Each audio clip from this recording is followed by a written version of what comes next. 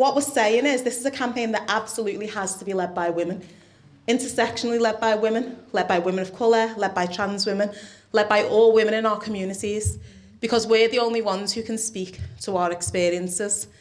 And what we've seen recently, and it was so clear in what happened to Hannah Spencer over the weekend, if anyone saw that, we've got these fellas who stand outside hotels screaming that they're protecting women and girls. And yet we know most of the people in those crowds have committed crimes against women and girls. The rhetoric that they're trying to push, that they are wanting to protect women and girls, when actually they're not trying to do that. And if there's anyone that knows that that's not true, it is women and girls themselves.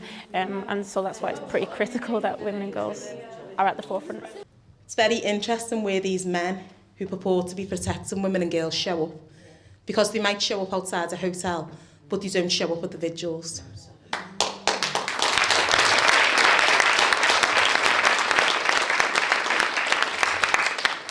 They don't speak up at the pub, and they don't speak up with their mates, and that is where this counts. It's a very important event because the far right are weaponising, violence against women. They say they're here to protect women. Actually, they're the ones perpetrating the violence against women, like 40% of them. So it's excellent that women are leading the fight and dispelling these lies. The biggest role models for young men once they pass the age of about 12 is other men. So absolutely they need to be in these spaces and they need to be doing the work. And it's just like anti-racism, you cannot be passive on this issue. So unless you're taking action, you are complicit with your silence. We need action.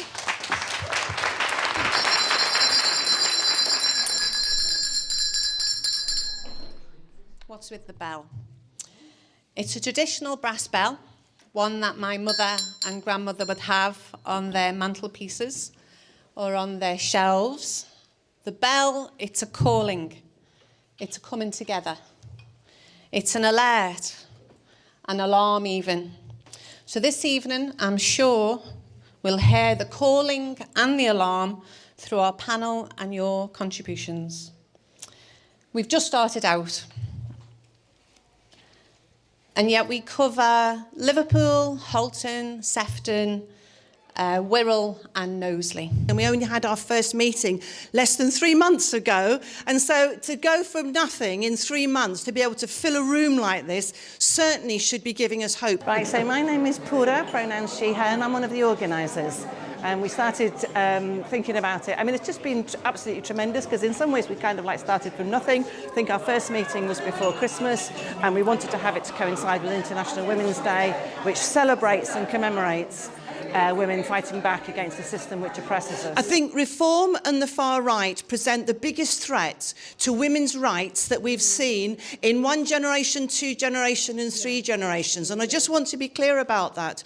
Because what reform is saying at the moment for scrapping the equality bill, what they mean is that they would legalise differential pay, they would legalise dismissal during pregnancy, they would legalise an end to maternity leave, they would legalise discrimination at work towards women. So be very clear about that. When you look at the far right, they utterly hold medieval attitudes towards women. Not only do they think that we need to be protected from migrant men, but they say that we need to be protected from ourselves if we don't understand that our fulfillment comes from staying at home and bringing up children and doing the washing up. We basically know the bottom line is that we're in the middle of a shit show, basically. There's no other word of saying it.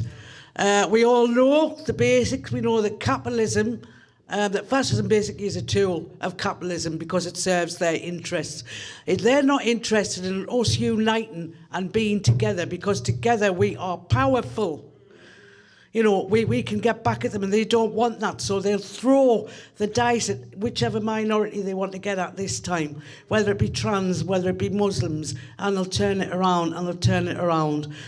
And sometimes we sit to ourselves and think, like, is this real? Are we imagining this? Should I have took more notice of the James Bond movies?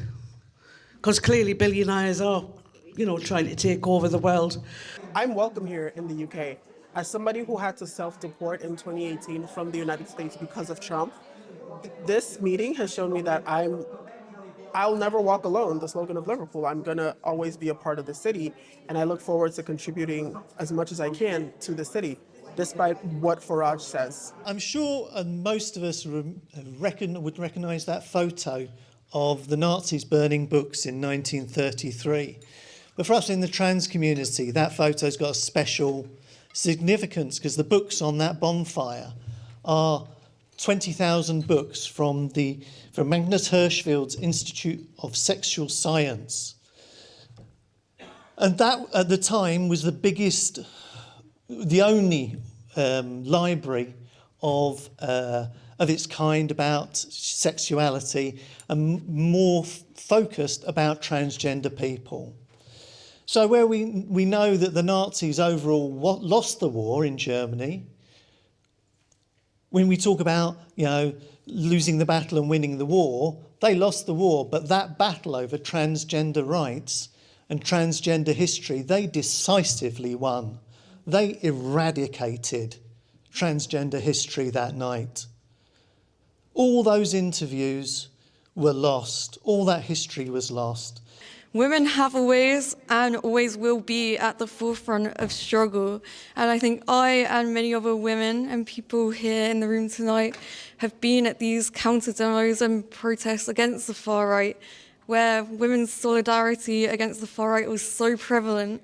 So it was really important to come tonight. I think for everyone, we've been trying to build this for months, especially after the 13th of September and just the growing threat of the far right and how they always use the facade of protecting women and girls and children, especially against migrant men, even though they are the biggest threat to us all. So it's nice to just grow the community of people who are anti-racist and just disproving these lies. I am a brown Yemeni Scouse woman who wears the hijab, and that means every time I leave my house, I am visible. Every time I walk down the street, I know there's a chance someone might shout abuse at me. They might glare at me or they might treat me like I don't belong here. And every time I speak publicly about justice or solidarity, I know there's many people that respond with hatred. And that's the reality many women like me face. The far right likes to talk about defending the country, but what they really like to do is make people feel unsafe in their own communities. And they turn neighbourhoods into targets, and they turn difference into something that we need to be afraid of. And for women, not just Muslim women, migrant women, women of colour, any women here today, that hostility is often felt first and felt hardest. And I don't want to live in a society where walking down the street means being afraid. I don't want young Muslim women growing up thinking they have to shrink themselves just to feel safe. I don't want anyone to feel like that, and I don't want anyone, regardless of their race, religion, background, gender or identity, to feel like they don't belong in a place they call home.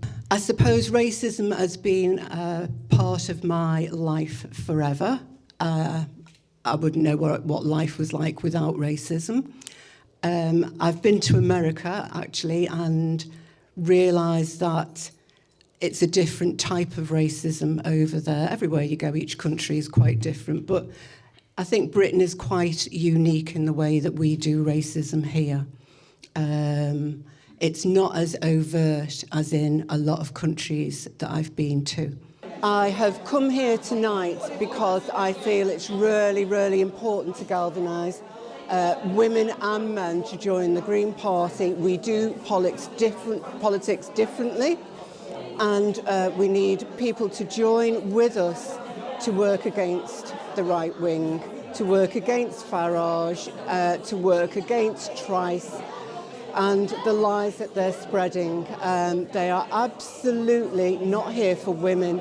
They're not here for progress. They're here to maintain the billionaires in this country, to maintain the capitalist system, which is absolutely dependent on keeping people poor and deprived, and fighting amongst each other, rather than fighting for better workers' rights, more money, stable housing. When people are comfortable, they don't want to work, 40 or 60 hours a week. When people are comfortable, they're looking for a better education and a better job for themselves. And they're not working in factories for minimal wage. And this is one of the reasons why you know, they don't want the Green Party to succeed, because that's exactly what we want. We want people to live a comfortable life. We want them to have secure housing, secure wages, good hours, good working conditions, and a good education that they don't get into masses of debt for. This is my first time coming to anything like this, and I saw the poster advertised at uni, and I think it's really important because obviously everything's so crazy at the moment and everything's so uncertain, and it's nice to come to something like this and see a group of people who actually care about it as much as I do, and it just gave me hope, I guess.